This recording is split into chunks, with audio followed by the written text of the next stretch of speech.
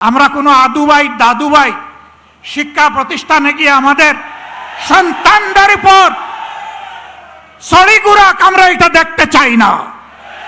আপনাদের সন্তানদের আবার পায়ের গুড়ালে দুই টুকরা করা হোক আপনারা চেয়েছেন?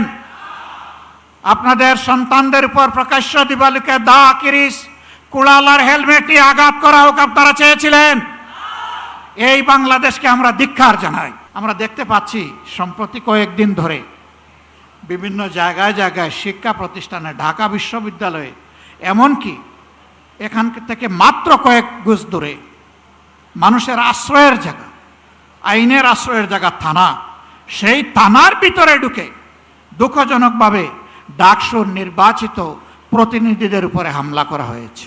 গতকাল আপনারা দেখেছেন নেত্রকোনায় জাতীয় সংসদের নির্বাচিত সদস্য, বাংলাদেশ জামাতে ইসলামীর প্রতিনিধিত্বকারী, জনগণের প্রতিনিধিত্বকারী অধ্যাপক মাসুম মোস্তফার উপরে হামলা করা হয়েছে, গাড়ি ভাঙচুর করা হয়েছে, তার সহযোদ্ধা সহযোগীদেরকে নাজেহাল করা হয়েছে। এটা কোন বাংলাদেশ? এই বাংলাদেশকে আপনারা চেয়েছিলেন? আপনাদের সন্তানদের আবার পায়ের গুড়ালে দুই টুকরা করা হোক আপনারা চেয়েছেন? আপনাদের সন্তানদের উপর প্রকাশ্য দিবালিকে দা কিরিস কুড়ালার হেলমেট নিয়ে আঘাত করা হোক আপনারা চেয়েছিলেন? এই বাংলাদেশকে আমরা ধিক্কার জানাই। এ বাংলাদেশ আমরা চাই না।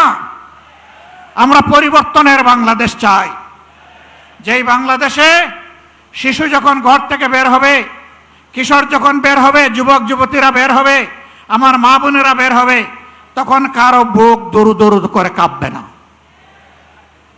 তারা নিরাপত্তার সাথে বের হবে, কাজ শেষ করে আবার নিরাপত্তার সাথে করে ভিসবে। আমরা ওই বাংলাদেশ চাই।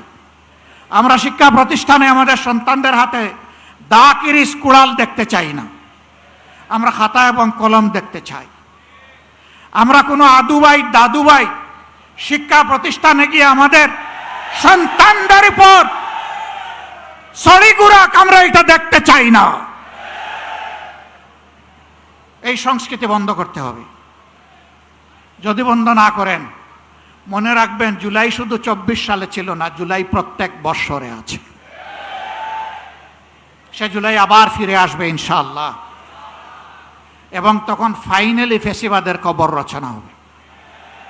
শুভ বুদ্ধির উদয় হোক, জনগণের রায়ের প্রতি সম্মান দেখান, 70% মানুষের রায় মেনে নিন, গণভোটের রায় বাস্তবায়ন করুন।